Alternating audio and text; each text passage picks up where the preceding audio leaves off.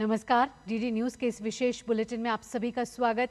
मैं हूं आपके साथ भावना नैयर और मेरे साथ हैं मेरी सहयोगी दीपाली, जो आप तक सांकेतिक भाषा में खबरें प्रस्तुत करेंगी। शुरुआत करते हैं सुबह की सुर्खियों के साथ।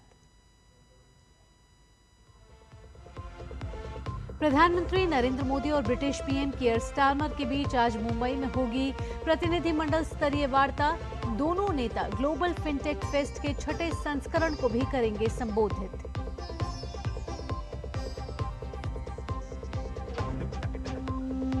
दिल्ली में 1816 करोड़ की परियोजनाओं से प्रदूषण मुक्त होगी यमुना। गृह मंत्री अमित शाह करेंगे योजनाओं की शुरुआत।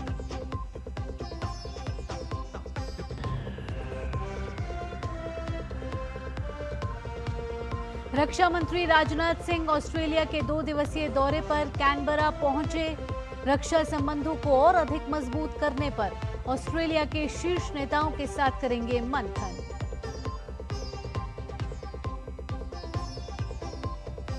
इजराइल और हमास के बीच शांति योजना के पहले चरण पर सहमति बनी।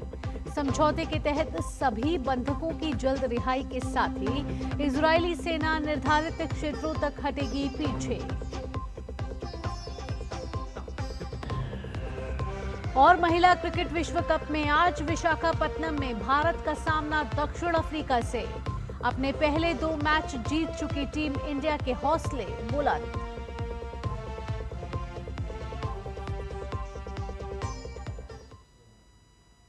अब खबरें विस्तार से।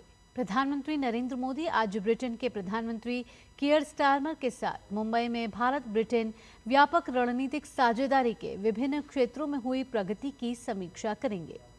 इसके अलावा दोनों नेता क्षेत्रीय और वैश्विक महत्व के मुद्दों पर भी चर्चा करेंगे। दोनों नेता उद्योग विशेषज्ञों, नीति निर्माताओं और नव प्रवर्तकों के साथ भी वार्तालाप करेंगे। प्रधानमंत्री मोदी और प्रधानमंत्री स्टारमर मुंबई में ग्लोबल फिनटेक फेस्ट के छठे संस्करण में भी भाग लेंगे और इस अवसर पर मुख्य संबोधन भी देंगे। ग्लोबल फिनटेक फेस्ट 2025 दुनिया भर के नव प्रवर्तकों, नीति निर्माताओं, केंद्रीय बैंकरों, नियामकों, निवेशकों, शिक्षाविदों और उद्योग जगत प्रमुखों का एक साथ मंच है। आयोजन में 75 से अधिक देशों से 1 लाख से ज्यादा प्रतिभागियों के भाग लेने की आशा है। राष्ट्रपति द्रौपदी मुर्मू आज से गुजरात के 3 दिवसीय दौरे पर रहेंगी। आज शाम को राष्ट्रपति राजकोट पहुंचेंगी। कल 10 अक्टूबर को राष्ट्रपति गिर राष्ट्रीय उद्यान का दौरा करेंगे और सासन गिर में स्थानीय आदिवासी समुदाय के सदस्यों से बातचीत करेंगे।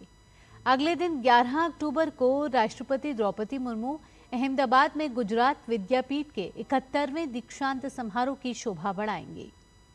इस यात्रा के दौरान राष्ट्रपति सोमनाथ मंदिर और द्वारकाधीश मंदिर में दर्शन और पूजन करेंगे।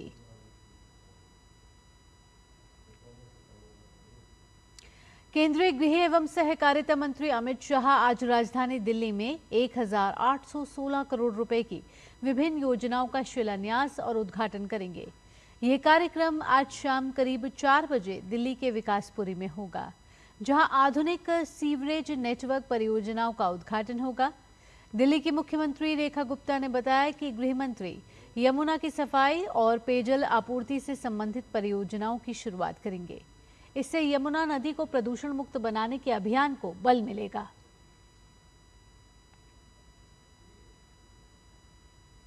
रक्षा मंत्री राजनाथ सिंह ऑस्ट्रेलिया के 2 दिवसीय आधिकारिक यात्रा पर कैनबरा पहुंचे।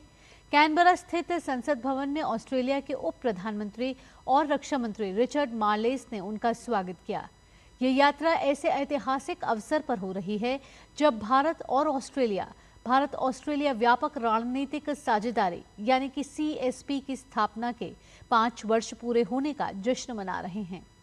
वहीं अपनी यात्रा के दौरान राजनाथ सिंह ऑस्ट्रेलियाई समकक्ष के साथ द्विपक्षीय चर्चा करेंगे। साथ ही सिडनी में एक व्यापारिक गोलमेज बैठक की अध्यक्षता भी करेंगे। इस बैठक में दोनों पक्षों के उद्योग जगत के दिग्गज शामिल होंगे। वे ऑस्ट्रेलिया के अन्य राष्ट्रीय नेताओं से भी मुलाकात करेंगे।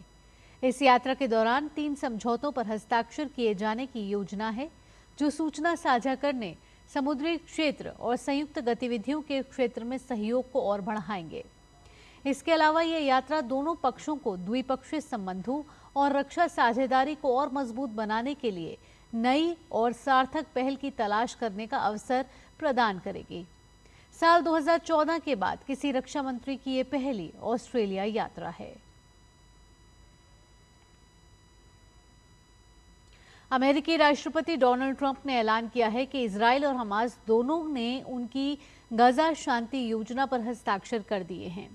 इसका मतलब ये है कि सभी बंधकों को बहुत जल्द रिहा कर दिया जाएगा और इजराइल एक मजबूत और शांति की दिशा में पहला कदम उठाते हुए अपनी सेना को सहमत रेखा पर वापस बुलाएगा। राष्ट्रपति ट्रंप ने अपने social media platform truth social पर इसकी घोषणा करते हुए इसे शांति की दिशा में ऐतिहासिक कदम बताया। उन्होंने कहा कि दोनों पक्षों ने उनके शांति प्रस्ताव के पहले चरण पर हस्ताक्षर कर दिए हैं। इस चरण के तहत सभी बंधकों की रिहाई और गाजा से इजरायली सेनाओं की एक तय समय सीमा तक चरणबद्ध वापसी का प्रावधान है। इजरायली प्रधानमंत्री बेंयामिन नेतन्याहू ने कहा कि यह इजराइल के लिए एक महान दिन है, हम अपने सभी बंधकों को घर लाएंगे। उन्होंने ट्रंप प्रशासन और अमेरिकी टीम का आभार जताते हुए कहा कि यह कदम क्षेत्र में स्थायी शांति का मार्ग प्रशस्त करेगा।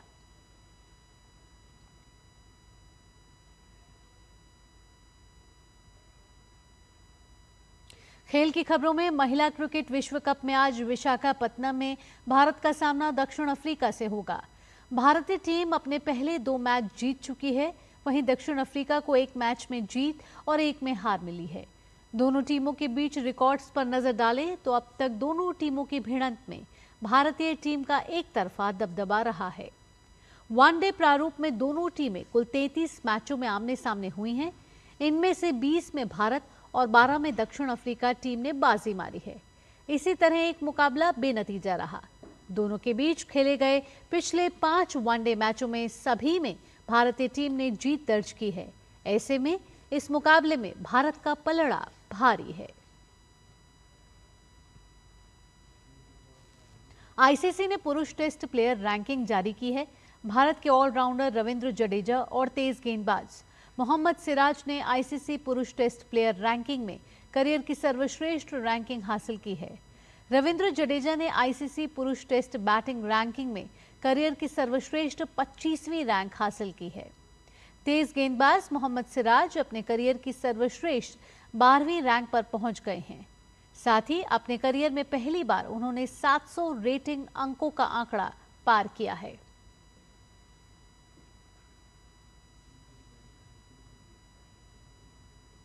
इसी के साथ इस विशेष बुलेटिन में इतना ही। मुझे और मेरी सहयोगी दीपाली के साथ टीम को दीजिए अनुमति। खबरों का सिलसिला यूं ही जारी रहेगा। नमस्कार।